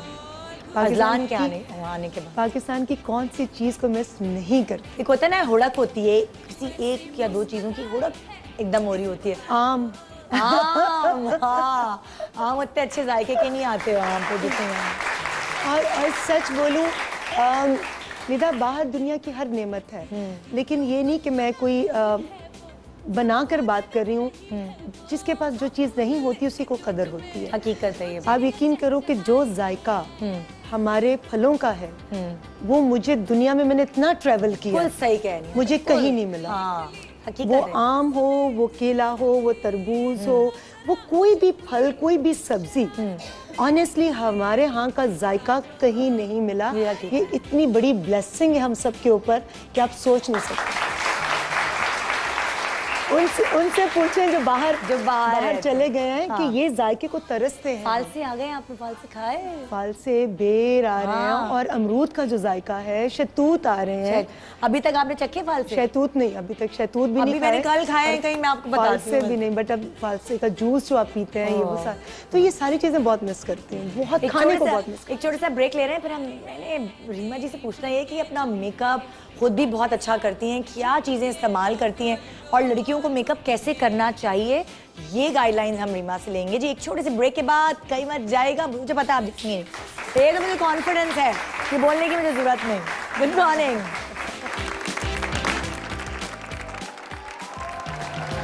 Welcome back, good morning Pakistan. आज की खूबसूरत सुबह, एक खूबसूरत मेहमान रीमा जी हमारे साथ, और कितने दिनों से रीमा जी ने फिल्म में नहीं एक्टिंग की, कितना मिस किया जाता है एक्टिंग को। तो एक कहते हैं ना कि ये एक तो एडिक्शन होता है एक्टिंग जो है, आप छोड़ देते तो आपको क्रेविंग होती है, कितने सालों से होती है, मगर जब मौका मिलता है आती हूँ मैं, कुछ ना कुछ कर लेती हूँ, कोई कमर्शियल कर लेती हूँ। जैसे अभी मैं आई हूँ तो एक कमर्शियल मैंने किया है जो बहुत जल्द ऑन एयर होगा, उसमें लोग देखेंगे, लोगों को आई होप कि अच्छा लगेगा इंशाल्लाह। कभी कॉल्स आती है कि रीमा जी एक फिल्म तो कर जाएं, फिर बहुत सारे लोग कहते हैं, बहुत सारे लोग कहते हैं, और दिल भी करता है, मगर वही बात कि बैलेंस करना है मुझे, फैमिली लाइफ को भी। मेरा बेटा भी बहुत छोटा है, तो बट ये कि कोई बहुत इंटरेस्टिंग कैरेक्टर होगा तो फिर definitely would love to do. खुदा ना खास्ता अज़लान बीमार होता है, खांसी, नज़ला या छोटी मोटी कोई चीज़, तो दोनों मियां बीवी में से पैनिक कौन क्रिएट करता है? क्योंकि डॉक्टर साहब ज़ाहिर आप, फिर वो आपको रिलैक्स पहले करती थी, अब तारिक ने बहुत सिखा दिया कि ये तो चीज़ें होती हैं बच्चों के साथ, तो अब मैंने अपने आप को बहुत कंट्रोल कर लिया। मगर पहले मैं बहुत पैनिक हो जाती। ऐसा हुआ कि उसकी तबीयत की वजह से रो रही हैं आप, ये छोटी सी कोई चीज़ हुई और आप क्या आंसू गिर रहे हैं? बिल्कुल होता था। खासतौर पे जब फर्स्ट टाइम उसको हम उम्रे के लिए लेकर गए थे, जब 1 साल का हुआ था, तो वहाँ पर उसको वापसी पर वॉमिट शुरू हो गई थी, गर्मी बहुत ज़्यादा थी और मैंने उसको ज़्यादा फीड करवा दिया था। मैंने उसको जो सीरियल था और राइस का वो ज़्यादा खिला दिया। अच्छा। तो वो मुझे ख्याल नहीं रहा, मैं खुश होती कि बच्चा ज़्यादा खा रहा है, मगर वो इतना ज़्यादा मैंने खिला दिया, ऊपर से गर्मी थी, तो उससे उसको वॉमिट स्टार्ट हो गई। तो मेरे हाथ पाँव फूल गए थे कि हम अपने मुल्क में भी नहीं हैं और इतना दूर हैं, दूसरी कंट्री के अंदर हैं, तो खुदा ना खास्ता। और फ्लाइट थी हमारी, पाकिस्तान आने की फ्लाइट थी, तो सऊदी अरब से हम आ रहे थे वापस, तो वो बड़ी उस वक्त घबराहट बहुत हुई थी, बड़ी। अच्छा, आप वो माँ हैं जो बच्चे के पीछे खाना लेके भागती हैं? अक्सर माएँ होती है ना, वो रोटी है या प्याला है, वो पीछे पीछे लेके भाग रही हैं काले काले। माँ तो माँ यार, माँ तो हर अंदाज से अपना प्यार शो करती है, लेकिन मैं अज़लान को सिखाया है मैंने, उसकी इस तरह से तरबियत की है कि वो कुर्सी पर, उसको टेबल पे हम अपने साथ बिठाते हैं, उसकी चेयर होती है, या वो मेरे लैप के ऊपर बैठता है और उसको प्रॉपर मैं अपने हाथ से खाना खिलाती हूँ। अच्छा। तो वो मैंने आदत डाली हुई है कि वो भाग कर, जो एक दफ़ा बच्चे को आदत हो जाए, फिर वो उसी चीज़ को एंजॉय करता है। अच्छा, कुछ बच्चे बचपन से ही पता चल जाता है कि वो उनकी नेचर कैसी है, गुस्से के तेज़ है, थोड़े से ज़िद्दी है, या बिल्कुल तंग करने वाले नहीं है। तो अज़लान का शुमार किन बच्चों में हो? अज़लान का शुमार बहुत ब्रेनी बच्चों में आप कह सकते हैं। वो एक दफ़ा कोई चीज़ देखता है या सुनता है तो वो उसको फ़ौरन याद कर लेता है। मैं कुछ भी उसके सामने पढ़ूं, उसको नहलाते हुए या उसको सुलाते हुए, तो वो मैं देखती हूँ कि वो एक मैं उसको बहुत सुनाती थी, mother finger where are you, here I am, how do you do। और थोड़ी देर बाद मैं देखती हूँ कि अज़लान सेम मेरे वर्ड्स को रिपीट कर रहा है। अच्छा, वो बोलना कब उसने शुरू किया? बहुत जल्दी बोलना शुरू कर दिया था उसने। मामा पहला वर्ड उसने अल्लाह का निकाला था। माशाअल्लाह। माँ से भी पहले अल्लाह। और ये उसकी जात का बड़ा करम। क्या कहता है आपको? मुझे मामा कहता है और बाबा को अपने बाबा कहते हैं, मगर अब तो नाम लेता है हमारे दोनों के। वो मैंने कहा बेटे पाकिस्तानी रखना है, अमेरिकन नहीं बनना। तारिक तो वो नाम लेता हम दोनों के। कितने कितने मतलब साल में स्कूल भेजते हैं अमेरिका में बच्चे को? क्योंकि हमारे यहाँ 2.5 साल से हमारे यहाँ 18 महीने में शुरू हो जाता है। हम वहाँ पर भी है, डिपेंड करता है। मगर आपने अभी शुरू करवाया है? नहीं, अभी 2 साल का हुआ है। तो अब जाकर जैसे ये समर वेकेशंस खत्म होगी तो मेरे ख्याल में सितंबर में मैं उसको स्टार्ट करवा दूँ। अच्छा, इंशाल्लाह। आपको क्या ख्वाहिश क्या है कि मैं अपने बेटे को क्या बनाऊँ बड़ा होके, या डॉक्टर साहब क्या सोचते हैं कि वो भी डॉक्टर ही बने? मेरी ख्वाहिश ये है कि मैं अपने बच्चे को बहुत अच्छी तालीम दूँ और बाकी उसको जो भी बनना है वो खुद डिसाइड करे।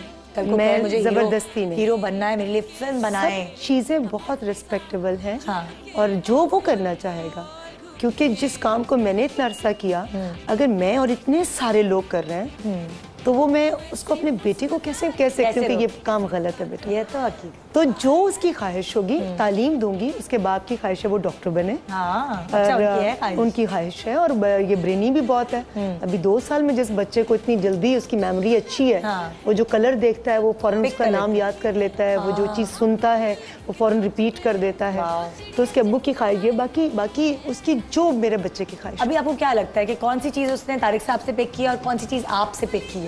होता है ना कि ये तो बिल्कुल अपने अब्बा पे गया, ये तो बिल्कुल ये मेरी आदत है। खाने का, चाय पीने का जो है वो उसको अपने अब्बा से। और 2 साल के बच्चे को चाय बिस्किट। ओए होए। मैं एक दिन, मुझे याद है कि हम लोग कहीं जा रहे थे तो मैं ऊपर तैयार हो रही तो अजलान को मैंने नीचे भेज दिया। मैं कि अजलान बाबा के साथ जाओ। तो तारिक चाय पी रहे हैं तो तारिक उतनी देर में चाय बिस्किट अजलान को भी खिला रहे और चम्मच से पिला रहे हैं। तो मैं तो चीखी, बच्चे को चाय पिला रहे हैं। तो कहते हैं इसमें क्या बुरी बात है? हाँ। इसमें क्या ऐसी बात है? बच्चों को चाय भी पीनी चाहिए, हर तरह का टेस्ट बच्चे को आना चाहिए।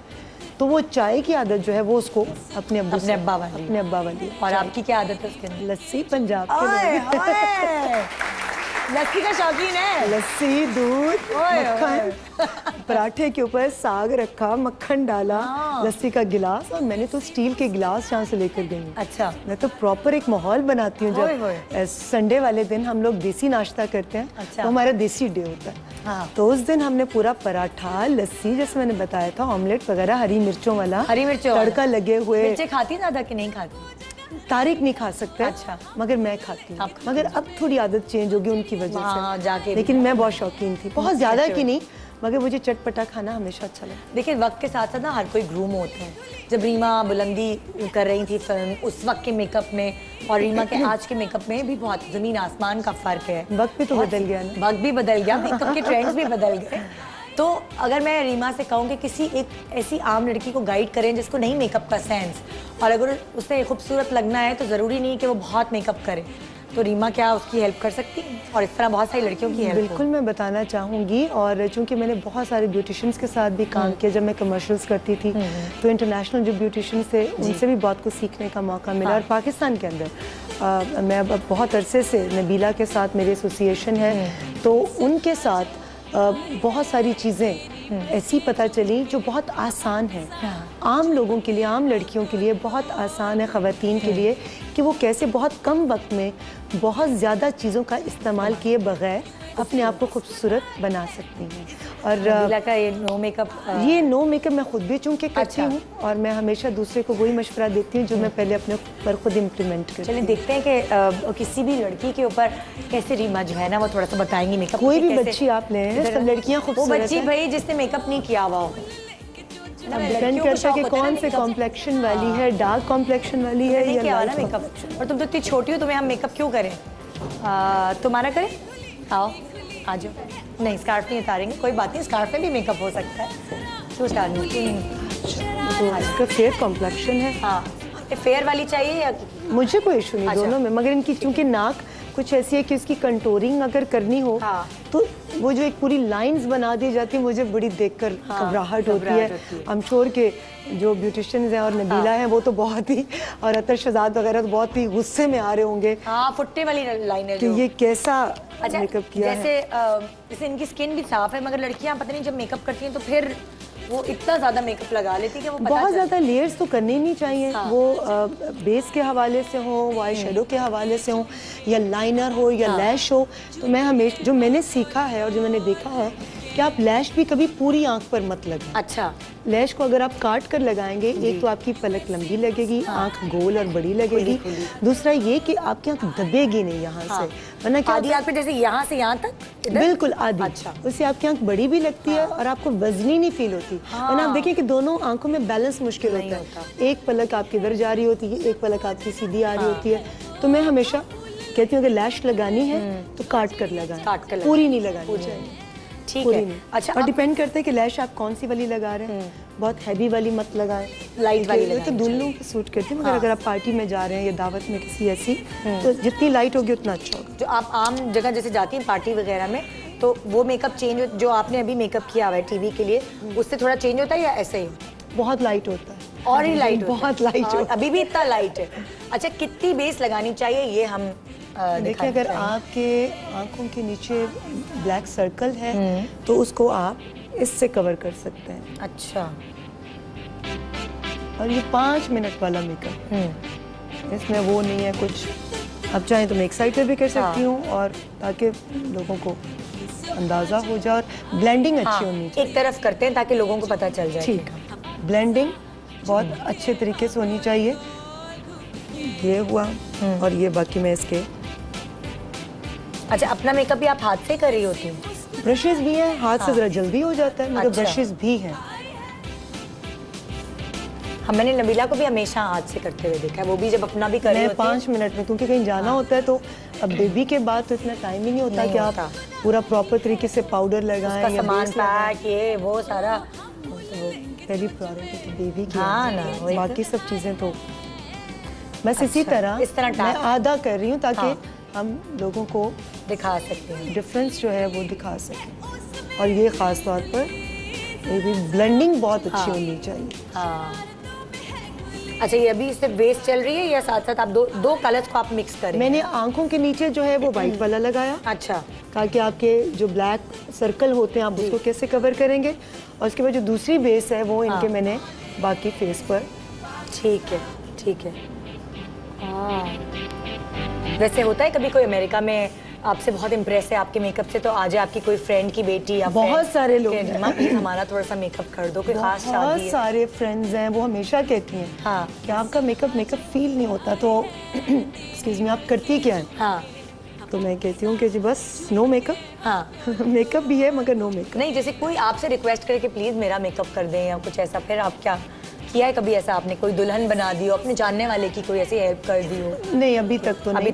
अभी तक नहीं। सच बात है कि टाइम पाकिस्तान में मैंने किया था। अच्छा, अपनी फैमिली के अंदर फ्रेंड्स की जो बेटियां थी या उनकी छोटी बहनें, अम्मी अब्बा के जो फ्रेंड्स हैं उनकी बच्चियों की थी, या मेरी फ्रेंड्स की जानने वाली या रिश्तेदार वगैरह, वहाँ पर मैंने उनका किया था। अच्छा, अब ये देखें, ये बेस वगैरह लगा के फिर आप अपने हाथ से भी ब्लेंडिंग कर रही हो, क्योंकि नो मेकअप है ना, इसमें ऐसा तो है नहीं कि हाथ लगाएंगे तो खराब हो जाएगा, लाइंस पड़ जाएंगी।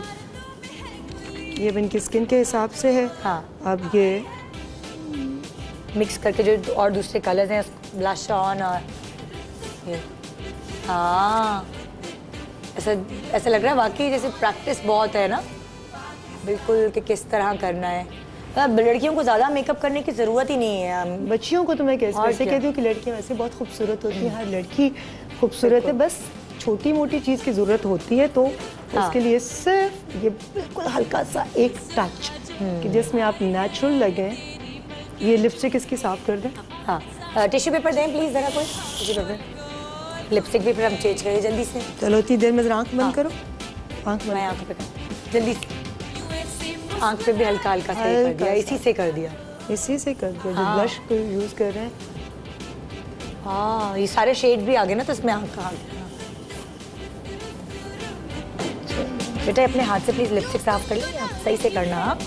मैट तो नहीं लगाई कि उतरेगी नहीं। अच्छा, मैंने आपको देखा, आप बहुत सारे लोगों पर ग्लॉसी लिपस्टिक सूट नहीं करती, लेकिन आप पे बहुत सूट करती है, और आप ज़्यादातर लगाती भी ग्लॉसी हैं, मैट अवॉइड करती हैं। लिपस्टिक्स ऐसी बहुत अच्छी मिल जाती हैं, या हल्का सा सिर्फ सेंटर में एक टच दे दिया, वो लगता है ऐसे जैसे आपने ग्लॉस लगाया, मगर वो लगाया नहीं होता। अच्छा, वो इन्हेंस कर देता है आपके लिप्स को। आपकी फेवरेट ब्रांड क्या है मेकअप की, जैसे जो आप बेस या आई मेकअप कोई भी बाहर की भी हो तो भी आप बता सकती हैं? मैं ज़्यादातर लैंकम को प्रेफर करती हूँ। अच्छा। क्योंकि लैंकम की डिपेंड करता है। हाँ। कुछ चीज़ें लैंकम की बहुत अच्छी हैं, कुछ चीज़ें शनैल की बहुत अच्छी हैं। अच्छा। और कुछ चीज़ें मैक की बहुत अच्छी हैं। अच्छा, तो ये जो तीनों ब्रांड्स मेकअप के लिए बहुत अच्छे हैं। अच्छा। किसी के लिप्स के आईब्रो शेड वगैरह वो किसके? वो सफोरा पे अगर आप जाएं तो इतनी मजे की चीजें आ गई हुई हैं कि उसमें आपको वाटरप्रूफ भी आ गए हैं कि कुछ लोग जो पेंसिल लगाते हैं तो बड़ी डार्क सी एक लुक आ जाती है। जी जी जी। जबकि आपका जो बिल्कुल बिगनिंग है वो लाइट होना चाहिए और ग्रेजुअली ये डार्क होना चाहिए। अच्छा। अगर अमूमन मैं जो देखती हूँ बहुत सारे लोगों की जो ये वाली डार्क होती है, ये फ्रंट से इतना डार्क कर देते हैं कि वो बिल्कुल एक लगता है पक्की लुक आ जाती है, पक्की सी एक लुक आ जाती है, वो सॉफ्टनेस खत्म हो जाती है। तो वो चीज़ नहीं होनी चाहिए। अच्छा, मेकअप खरीदने की शौकीन है? बहुत मेकअप खरीदती? बहुत नहीं, अगर अच्छी चीज़ें खरीदने की शौकीन। सबसे ज़्यादा खर्चा जो है वो आप किस पे करती हैं? जूते पसंद है बहुत? जूते, ग्लासेस, बैग्स। अच्छा, ले जी, बस बच्ची रेडी हो गई। ओए होए होए, देखो तो फ्रेश लुक देगी। ये देख लीजिए जरा, आधा लुक बातें करते करते ही देखें दूसरी, बहुत ही अच्छा फ्रेश लग रहा है, ओवर भी नहीं है बिल्कुल। आई विश कि मेरे पास आईब्रो पेंसिल होती तो मैं इसकी आईब्रो मैं शेप बता देती कि कहाँ से जबरदस्त कैसे करना। जबरदस्त, बहुत ठीक है, अच्छी लग रही हैं आप। एक छोटे सा ब्रेक ले रहे हैं, ब्रेक के बाद जानेंगे रीमा को किस तरह के कपड़े पहनना पसंद है, कौन सा डिजाइनर इनका फेवरेट है, आजकल की एक्ट्रेसेस में, नई एक्ट्रेसेस में कौन सी लड़कियां इनकी फेवरेट है, कौन से लड़के इनके फेवरेट है, ये सब जानेंगे मगर छोटे से ब्रेक के बाद। Good morning.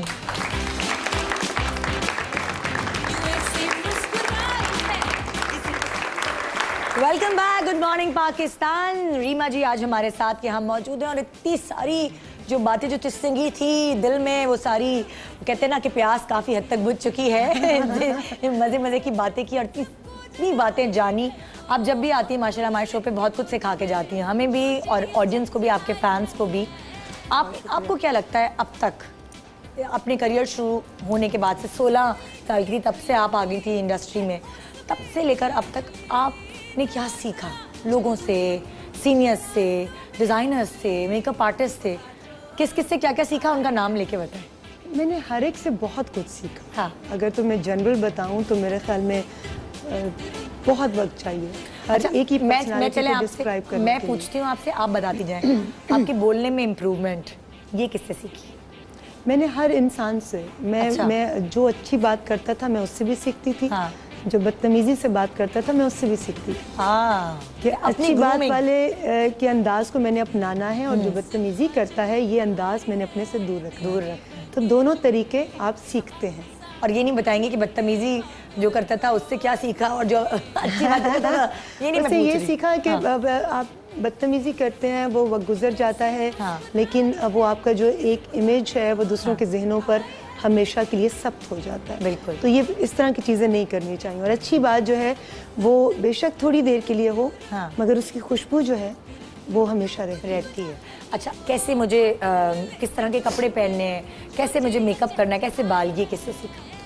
निदा, मैंने जैसे कहा कि मैं हर अच्छे बंदे से कुछ ना कुछ सीखती थी। आप अपने दोस्त डिजाइनर्स के नाम ले सकती हैं, आप अपने दोस्त स्टाइलिस्ट जो हैं बहुत सारे लोग, और जिनके पास पहले देखें तरबियत तो इंसान अपनी खुद करता है। बिल्कुल बिल्कुल।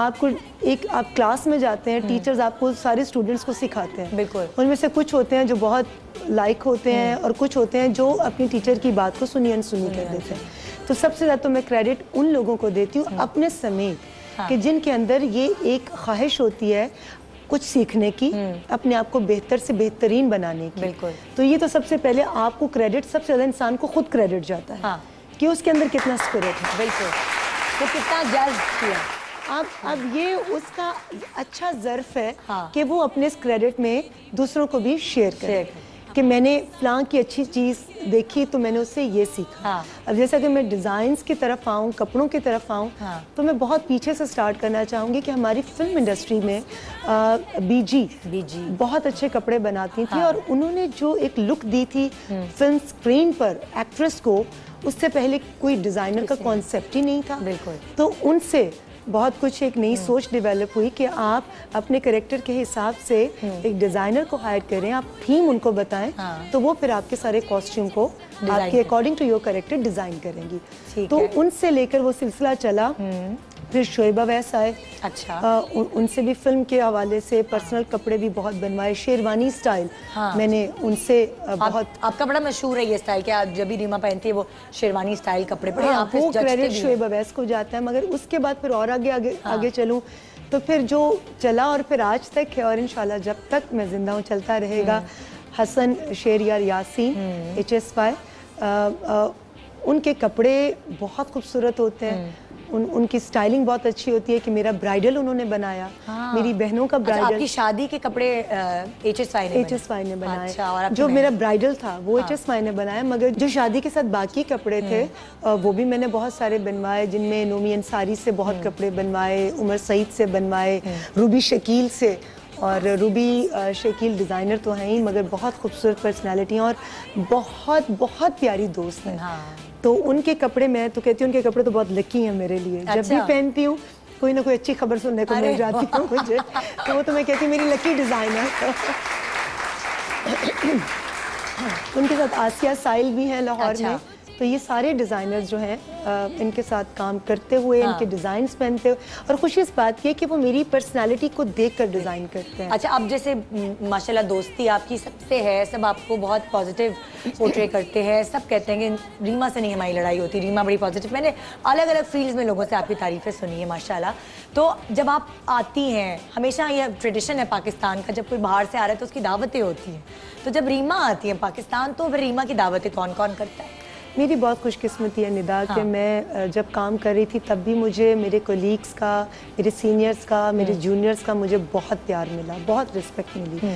और अब शादी के बाद जब मैं आई हूँ तो मैं मेहमान के तौर पर आती हूँ तो वो और ज़्यादा मुझे वार्मथ फील होती है, बहुत ही मोहब्बत, एक और मुझे जिसको कहते हैं ना बहुत सारे जज्बे इकट्ठे हो जाए तो वो एक गुलदस्ता सा बन जाता है। बिल्कुल। तो पहले तो सबके प्यार की खुशबू एक फूल की सूरत में मिलती थी। और अब एक गुलदस्ता मिलता है।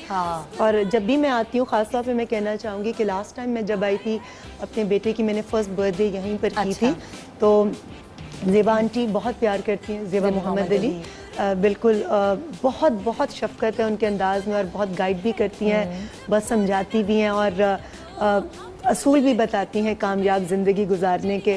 तो बहुत कुछ सीखने का उनसे मौका मिलता है, बहुत प्यार करती हैं। उसके अलावा शान ने मेरी बहुत बड़ी दावत की थी। जब आप आई थी बेटे की दफ़ा, तब शान ने दावत की थी या इस दफ़ा? जब मैं आई थी तब शान ने बहुत प्यारी सी दावत की थी। मैं अमेरिका से आई थी, नदीम साहब कराची से आए थे, तो बहुत अरसे के बाद नीलो आंटी से मिलने का मौका मिला, और नदीम साहब से, बाबरा जी से, फिर बाबरा जी ने दावत की, फिर उनकी दावत में अंजुमन साहिबा से मिलने का मौका मिला, संगीता जी से इतने अरसे के बाद मुलाकात हुई। तो ये बड़ा ही खूबसूरत एक सिलसिला चला। और उमर शरीफ साहब, उन्होंने इतनी मोहब्बत, उनकी फैमिली ने इतनी मोहब्बत दिखाई। और ख़ास तौर पे मैं कहना चाहूँगी साहिबा रैम्बो, खुशबू अरबाज, इनका भी प्यार क्या कहना। मैं जब भी आई हूँ इतने प्यार से ये लोग मिलते हैं कि वो वापस उस दुनिया में मुझे ले जाते हैं ऑनेस्टली। जहाँ आर्टिस्टों की बात हो रही है, जहाँ फिल्म इंडस्ट्री की बात हो रही है, तो मैं ख़ास तौर पे कहना चाहूँगी कि अगर हम आज के आर्टिस्टों को और फिल्म इंडस्ट्री के जो सीनियर्स थे या जो काम कर रहे हैं या जो कर चुके हैं उनके साथ कंपैरिजन करें तो कुछ लोगों का नेमुल बदल नहीं बिल्कुल होता। हकीकत है। तो मेरे ख्याल में अगर मैं कहूँ कि बाबरा जी, अंजुमन जी या नदीम साहब और ज़ेबा आंटी, इन लोगों का या नीलो आंटी का कोई नेमुल बदल नहीं। उनके साथ साथ मुझे लगता है कि शान, मोहम्मद राना, रीमा, मुझे लगता है रीमा शान, मोहम्मद राना, रेशम, साइमा, सना, इन लोगों का भी कोई नेमुल बदल नहीं। इवन कि मैं नूर को भी ऐड करना चाहूँगी, वो बहुत टैलेंटेड हैं, और उनका टैलेंट देखकर मुझे होता है कि आई विश कि मैं फिल्में और बनाती और मुझे इसके साथ काम का मौका मिलता या मुझे इसको एक्सपोज करने का मौका मिलता। तो ये सारे बहुत टैलेंटेड हैं, और ख़ास तौर पे मैं कहना चाहूँगी कि शान जिस मकाम पर आज है, इस मकाम पर पहुँचने के लिए लोग सिर्फ ख्वाब देख सकते हैं। हकीकत। पॉपुलर होना बहुत आसान है, स्टार बनना भी आसान है निदा, सुपरस्टार बनना बहुत मुश्किल है। सुपरस्टार वो होता है कि जिसको वो जो साल हर साल गुजरते जाएं उतनी तादाद में उसके फैंस में इजाफा होता अच्छा, है। ये इसकी टेक्निक बताएं। रीमा भी माशाल्लाह सुपरस्टार है, शान भी सुपरस्टार है, इसकी टेक्निक क्या है जो हर किसी को नहीं पता है? ये चीज़ क्या है टेक्निक? क्या जैसे साल बढ़ते हैं आपकी फैन फॉलोइंग बढ़ती है, हर दफ़ा आती हैं कुछ ऐसा करके जाती हैं कि फिर लोग आपसे प्यार करना शुरू कर देते हैं। बल्कि बहुत अरसे के बाद मैं बताती हूँ आपको कि बहुत अरसे के बाद मुझे और शान को लोग एक कैंपेन में देखेंगे। हमने इकट्ठे काम किया है। मेरे ख्याल में मुझे शान की जो कामयाबी की वजह नज़र आती है कि शान एक जनूनी इंसान का नाम है जो अपने काम से इश्क करता है, वो कैमरे के सामने हो या कैमरे के पीछे हो। तो ये दोनों चीज़ें उसको ब्लड में मिली हैं, अपनी वालदा से भी और अपने वालिद से भी। तो शान की शान बयान करना बहुत मुश्किल है। क्या बात है। शान अपनी ज़ात में यकता है। शान जैसा मेरे ख्याल में जब वो आए थे उस वक्त भी और आज भी शान का कोई ना नेमुल बदल है और ना ही कोई हो पाएगा। उनकी जगह लेना बहुत मुश्किल है। और एक मैं अपनी 2 स्टार्स का और जिक्र करना चाहूँगी। मेरी सारी स्टार्स बहुत, मेरी कोलीग्स अच्छी हैं। साहिबा बहुत खूबसूरत, बहुत टैलेंटेड, मगर उनके साथ साथ मैं ख़ास तौर पे जिक्र करना चाहूँगी साइमा का। साइमा कम बोलती थी मगर जो उनकी डायलॉग डिलीवरी और जो खामोश एक्सप्रेशंस साइमा देती थी वो मेरे ख्याल में कम ही कोई एक्ट्रेस दे पाती। और डायलॉग डिलीवरी की अगर मैं बात करूँ तो रेशम का मैं नाम लेना चाहूँगी कि वो हमारी इंडस्ट्री के अंदर एक बहुत ही मंझी हुई और एक पुख्ता अदाकारा कि जिन्होंने बड़ी स्क्रीन पर भी अपने आप को मनवाया और छोटी स्क्रीन पर भी। और जो सारे सवाल मैंने करने थे वो इन्होंने बता दिए। इसके अलावा मैं सना को नहीं भूली। मैंने पता क्या किया था? सना भी मेरी बहुत अच्छी एक्ट्रेस है। मेरा सेगमेंट यही था कि मैंने तस्वीरें दिखाई थी कि इनके बारे में बताएं। आपने साहिबा को मैं एक जुमले में बोलती जाऊँ। हाँ बिल्कुल, एक एक जुमले में। चलें जी।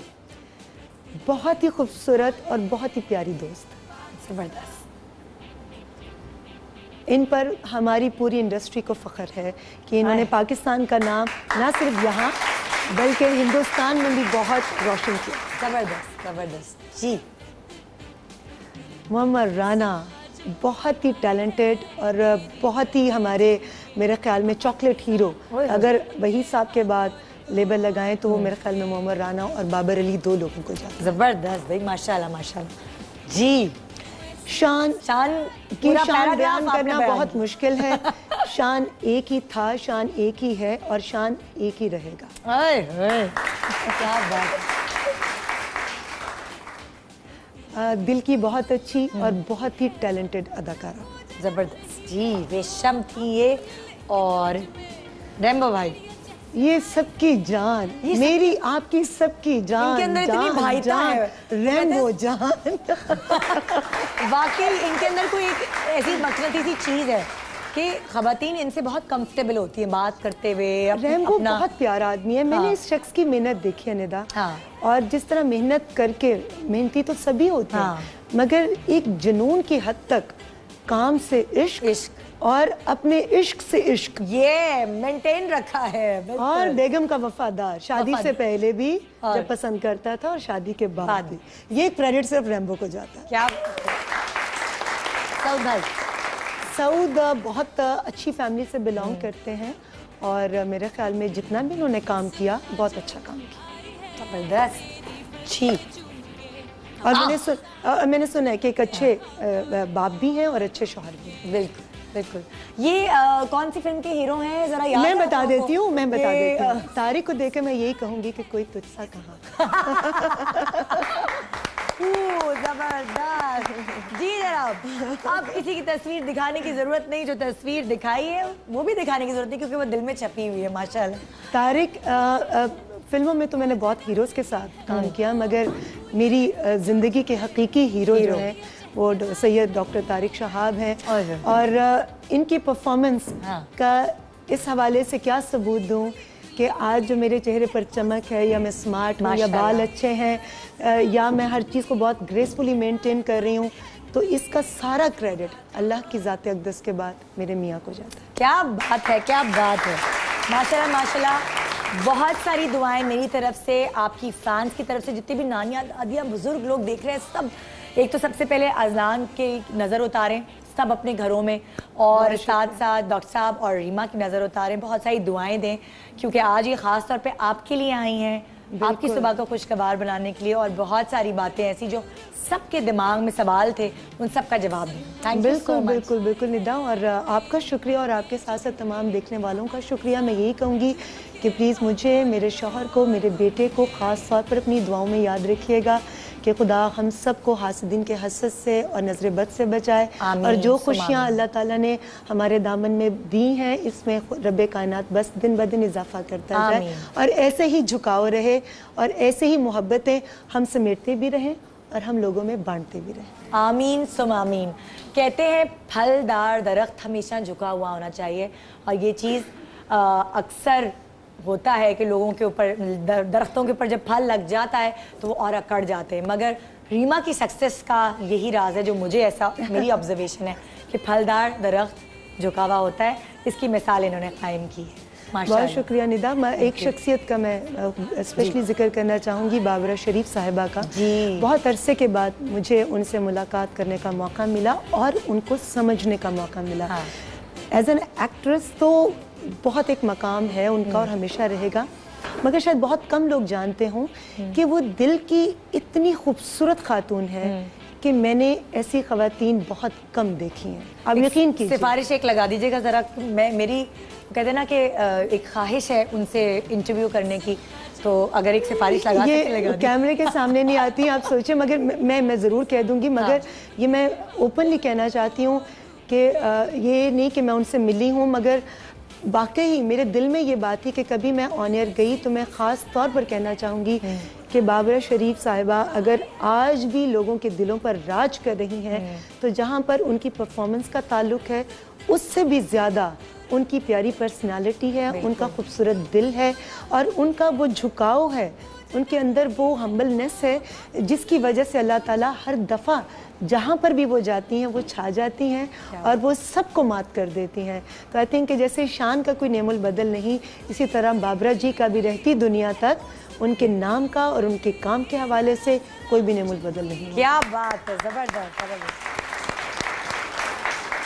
Thank you so much Reema कि आपने हमें टाइम दिया और इतनी मज़े की चटपटी बातें की, अपने सीक्रेट्स शेयर किए, किस तरह पतली हुई, किस तरह स्मार्ट रहीं।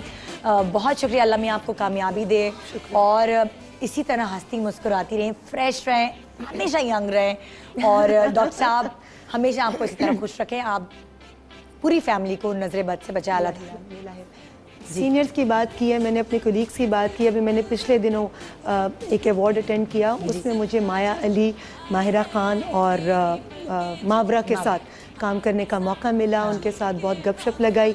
आई थिंक कि पाकिस्तान फिल्म इंडस्ट्री का, पाकिस्तान टेलीविज़न इंडस्ट्री का फ्यूचर बहुत ताबनाक है, जहाँ पर इतनी खूबसूरत और इतनी टैलेंटेड लड़कियाँ आ रही हैं और बहुत उनके अंदर एक जुनून है, एक जज्बा है। तो मुझे बहुत अच्छा लगा। माहिरा के साथ तो खैर मैंने काम किया हुआ था, मगर उसके साथ साथ मुझे मावरा और माया को देखकर मिलकर बहुत खुशी हुई और उनके लिए भी बहुत सारी गुड विशेस हैं।